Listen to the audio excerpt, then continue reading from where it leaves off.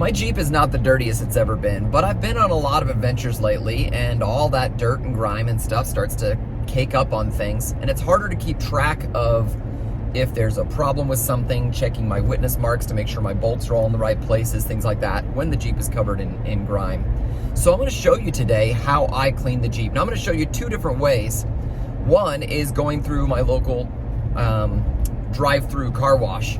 And it does a fair job, but I want to show you why a job like that isn't quite as perfect as it could be. And then I'm going to show you what I prefer to do, which is using one of those coin-operated ones and do it. And then we're also going to compare the price of each. And we'll decide at the end of this video what we think is the better way to keep your Jeep clean. So I'm here at Quack Car Wash. This is a drive-through car wash with brushes and jets. You can either get a membership or you can get a one-time wash.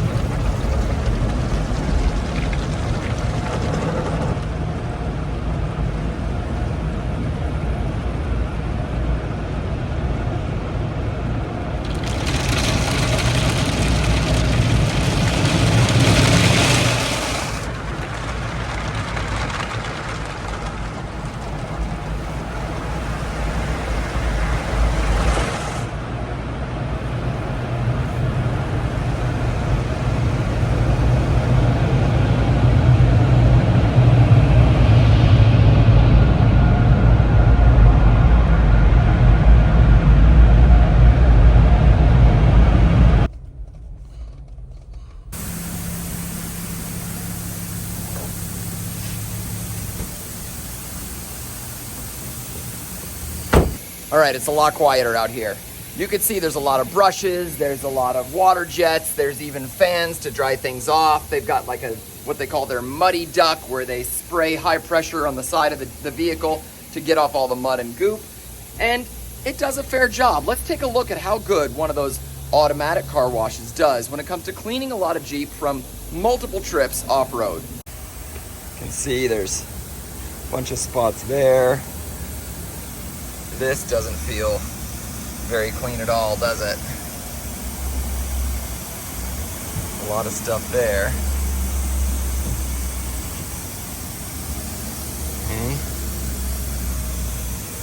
That's definitely not clean. The side steps look a lot cleaner than they did. Tires aren't bad. Oh, the rear's got a lot less dust and dirt on it. But you can still see there's still some left over. So you can see it's not perfectly clean. They did a good job, especially considering how much dirt was on there and how old that dirt was. It was kind of cemented on there. I could, at no additional cost, go drive through it again, and it would probably get a little bit more of it. But where these places really shine is the accessories. Now, not every car wash has one of these, but I particularly like this one because they have air. And that air is great to be able to blow off the water, almost like a dryer. Blow off the water. And this place has two different types of vacuums.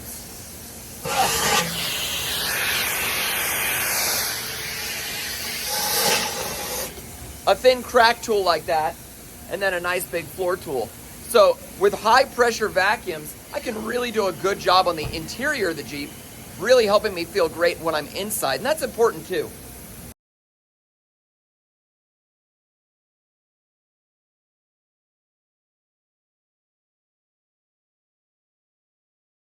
Another advantage of this particular place is that they also give you a dash wipe.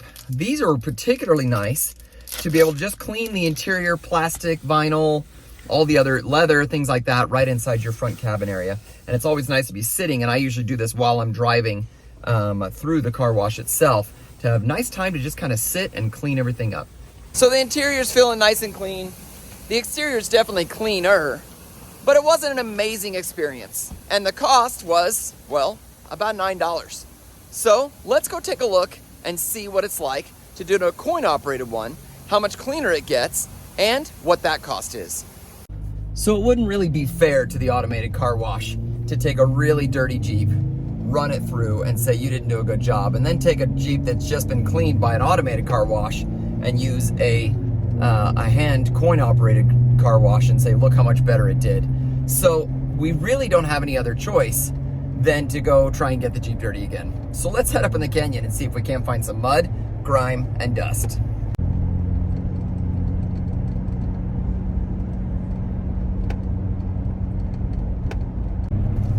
It's exciting to see little bits of snow on the side of the road, just dusting us. It's not unusual to get snow in the canyon, although it's still often warm enough during the day that that snow will then melt afterwards. So every little bit of snow helps us. Here in Utah, we suffer a lot from drought. So, you know, all that snow when it comes down on the ground and freezes, and then more snow packs on it, that creates what we'll be drinking next year and using next year for water. So the more the merrier, I say. Plus, as we get deeper into winter, it's always nice to be able to enjoy a little bit of skiing.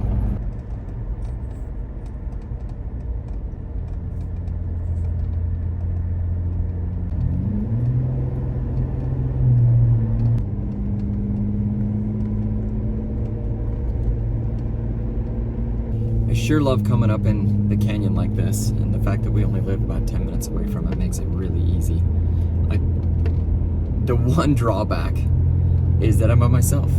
I prefer to share these kind of things with my family, with good friends, with other people driving Jeeps. So it's kind of fun to do this with other people, but it's nice to share with you too. I hope you're enjoying the view as much as I am today.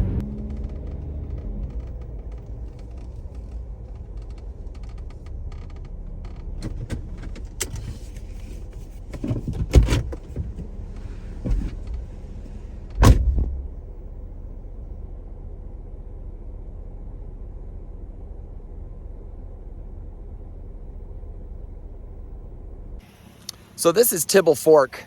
It's a beautiful spot. Bring your kayak up, or in the wintertime, there's some awesome spots to go sledding over there. The thing I love the most, though, is the view of Mount Timpanogos in the background, especially when you can see the reflection in the lake. Now, the reservoir, the lake, is really low right now, really, really low. You can see just how low it is. Normally that water is up to here, and it is very, very low. And that's partially because Utah's been in a drought. That's another reason why we need the snow so bad, and why I wanted to come in, soak the ground, freeze to create a nice little layer that now all the rest of the snow will continue to go. If it's too warm, then the snow melts, soaks into the ground. The next time it snows, it soaks into the ground, and it kind of just goes away. We need a nice big frozen layer first so that all the rest of the snow can begin to stack and stack and stack and stack. And instead of the sun melting it away, it could just keep growing and growing. And that'll really help to replenish our water system for the coming year. But as beautiful as Tibble Fork is, it's just a parking lot. And that's just not gonna do to get our Jeep nice and dirty so we can do our car wash test. So we're gonna keep on heading past Tibble Fork up towards Mineral Basin.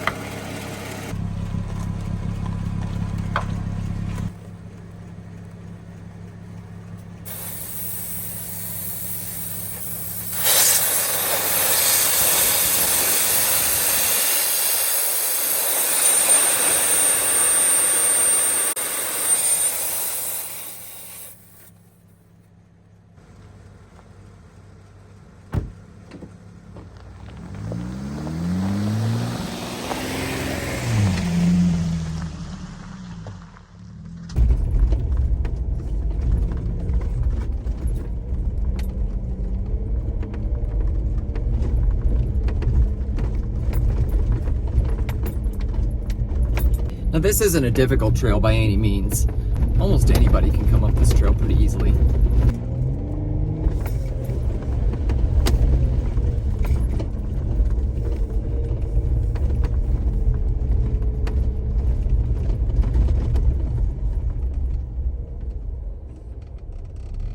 Well, that ended that adventure quickly. Road closed. I guess I shouldn't be surprised. Up in those higher elevations, there's a lot of water coming down in the form of snow, and it's probably muddy and ruddy, and just to keep people safe and prevent people from having problems when they go up there, it's probably smart to close those roads. You'll notice that there's still a gate open though, so if you wanted to go up on a mountain bike, you wanted to go on a motorcycle, or when it's wintertime, a set of snowmobiles, it's a great place to go travel. We've got one mud puddle, and we're gonna have to run through it several times in order to get ourselves thoroughly dirty.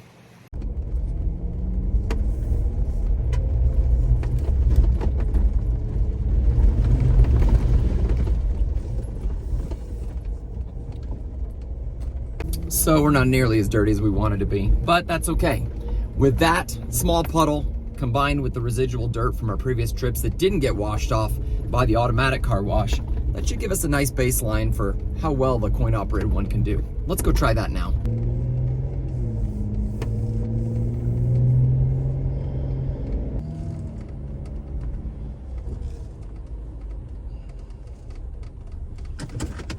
So we've made it to the coin-op car wash, and I think it's only fair that we take a look at how dirty the Jeep is now before we wash it, so we can have a good comparison.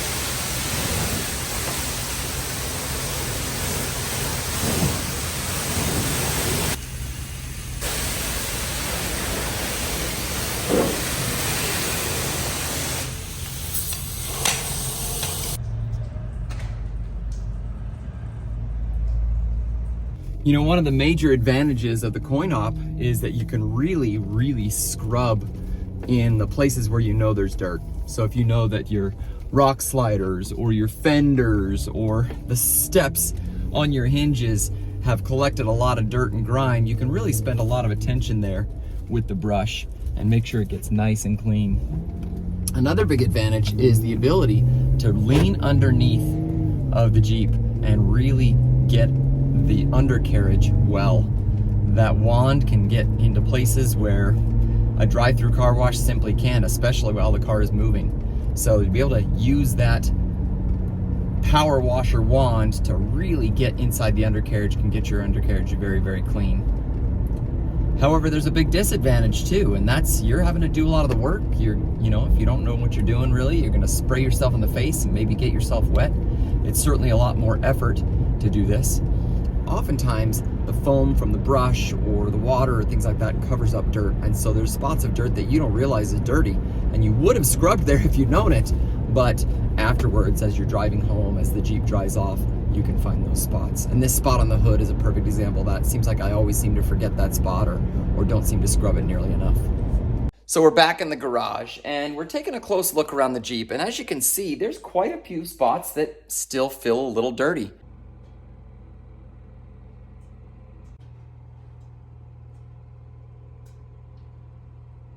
However, there's other spots that got really, really clean.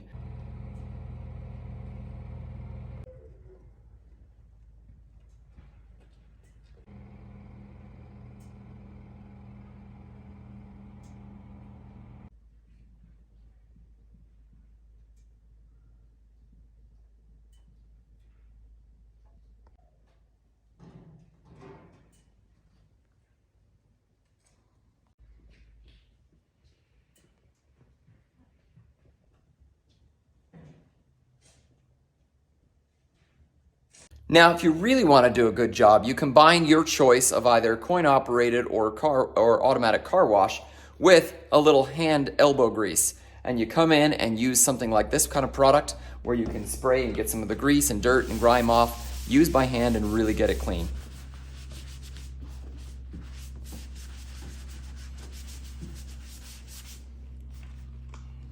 So let's compare the pros and cons here.